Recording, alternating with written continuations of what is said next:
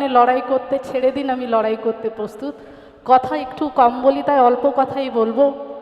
যে আমি এক্ষুনি মঞ্চে শুনছিলাম কিছু লোকের নাম বলা হচ্ছিল, তাদেরকে বেশি গুরুত্ব দিয়ে লাভ আছে কি? আমরা তো তৃণমূল কংগ্রেস করি, আমরা মমতা বন্দ্যোপাধ্যায়ের লোক। মমতা বন্দ্যোপাধ্যায় যেভাবে উন্নয়ন করে যাচ্ছেন, সর্বধর্মের মানুষকে সামনে যেভাবে এগিয়ে নিয়ে যাচ্ছেন, আমার মনে হয় তৃণমূল কংগ্রেসের থেকে অন্যান্যদের নাম না নিলেই আমাদের মনে হয় মঙ্গল হবে। কারণ তাদেরকে বেশি গুরুত্ব দিয়ে লাভ নেই, গুরুত্ব হারিয়েছে। পাগল মানুষের কথায় বেশি উত্তর দিতে গেলে আবার গুরুত্ব বাড়বে। তাই আপনাদেরকে বলবো যে বিচলিত হওয়ার কিছু নেই।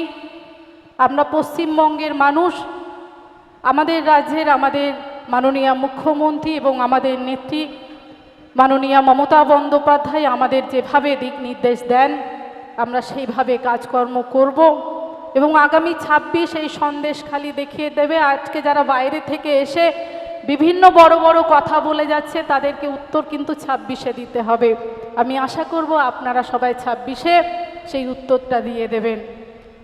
আমি আস্তে আস্তে দেখছিলাম যে বড় বড় কথা বলে যাওয়া হয়েছে যে পশ্চিমবঙ্গের বুকে আসলে নাকি লক্ষ্মীর ভাণ্ডার 3000 করে দেওয়া হবে। আমি তাদেরকে চ্যালেঞ্জ করছি, বিভিন্ন বিজেপি শাসিত রাজ্যগুলোতে আপনারা এখনো ক্ষমতায় আছেন, ক্ষমতা যদি থাকে 3000 টাকা করে চালু করে দিন, আপনারা তারপরে পশ্চিম বাংলার বুকে এসে কথা বলবেন। শুধু ভোট আসলে বড় বড় ভাওতাবাজি কথা বলে, ভোট পুরালেই শেষ হয়ে যায়।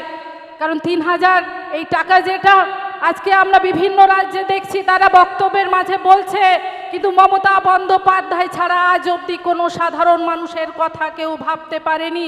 এটা চ্যালেঞ্জ করে আমি বলতে পারি। কারণ আমি একজন আদিবাসী সম্প্রদায়ের মানুষ, সাঁওতাল সম্প্রদায়ের মানুষ। আজকে অনেক দিনের লড়াই দেখে বড় হওয়া একজন মেয়ে।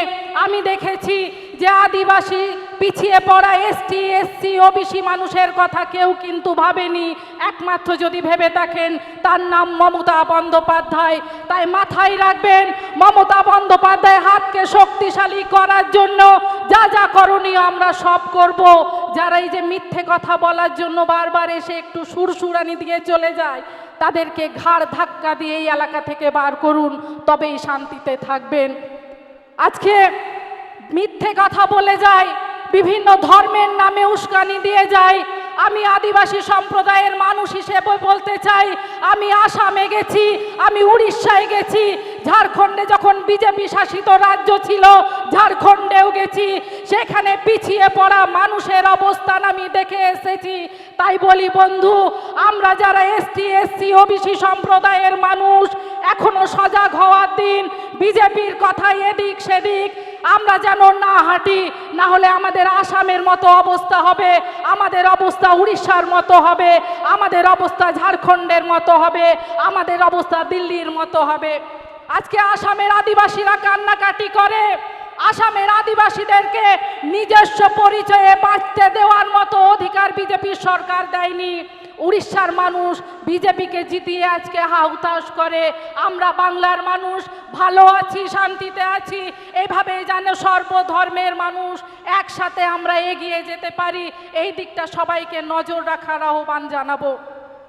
অনেকে আসবে, অনেকে বড় বড় কথা বলে যাবে, কিন্তু মনে রাখবেন দুঃখের দিনে যে মানুষটা আমাদের পাশে দাঁড়িয়েছেন, সেই মানুষটাই পরবর্তীকালেই আমাদের পাশে দাঁড়াবেন। আর আজকে যিনি কিছুদিন আগে সন্দেশখালি এসেছিলেন, তিনি কার দ্বারা পরিচালিত হয়ে বিভিন্ন দপ্তরে বসেছিলেন, তিনি সেই কথাগুলো ভুলে গেছেন। যদি প্রতিবাদ করতে হতো যখন মন্ত্রিসভার সদস্য ছিলেন, তখন কেন আপনিও একটাও প্রতিবাদ করেননি? তখন তো আপনি একাধিক জায়গায় বসে বসে নিজের আখেরটা গুছিয়েছেন, এখন মুখ্যমন্ত্রী হওয়ার স্বপ্ন দেখছেন। মনে রাখবেন, যেখানে আদিবাসী সম্প্রদায়, এসটি এসসি ওবিসি সম্প্রদায়ের মানুষজন মমতা বন্দ্যোপাধ্যায়ের হাতকে যতদিন শক্তিশালীভাবে ধরে রাখবে, আপনার মুখ্যমন্ত্রী হওয়ার স্বপ্ন ভেস্তে যাবে। তাই বাস্তবে আসার আহ্বান করব আপনাকে। আজকে বড় বড় ভাষণ দেয়, হিন্দুত্ববাদী নিয়ে বলতে থাকে, হিন্দুত্ব তিনিই মনে হয় সব থেকে বড় হিন্দু। আর বাদ বাকি যারা আমরা আছি আমরা উড়ে এসে নাকি জুড়ে বসেছি। তাই 26-এ তৈরি থাকুন, এই উড়ে আসা মানুষগুলোই আপনাকে জবাব দেবে। পশ্চিমবঙ্গের বুকে একটাও যেন বিজেপি সিট না পায় সেই দিকে আমাদের অঙ্গীকার করতে হবে। নডে হেই সেটার একান आदिवासी सांतार हर जुदी जहां में ना पिया आपे कोठेन आर दास जहानी ने या कथाते बीजेपी या कथाते हानते नाते आलोबन ताराम्मा चेदा से आबोआ जत आबोआ धरम आबोआ लाई लाक्चा जुदी बानता होयोआ बीजेपी नो देखन लगा होयोआ चेदा से आसाम दिसम रे बीजेपी आगो को लगा होजो काबोना उड़ीसा रे आबो बांको ताहे होजो आबन काना। এই জন্য সবাইকে আমি বলি, আমি একজন আদিবাসী সম্প্রদায়ের মানুষ, আদিবাসী মা বোনেদের কথা বেশি করে বলতে চাই। কেউ ভাবেনি আমাদের কথা। আজ দেখুন জঙ্গলমহল শান্ত, আমরা জঙ্গলমহলের মানুষ মাথা উঁচু করে বসবাস করতে পারি, তার একটাই কারণ মমতা বন্দ্যোপাধ্যায়ের আশীর্বাদ আমাদের মাথায় আছে।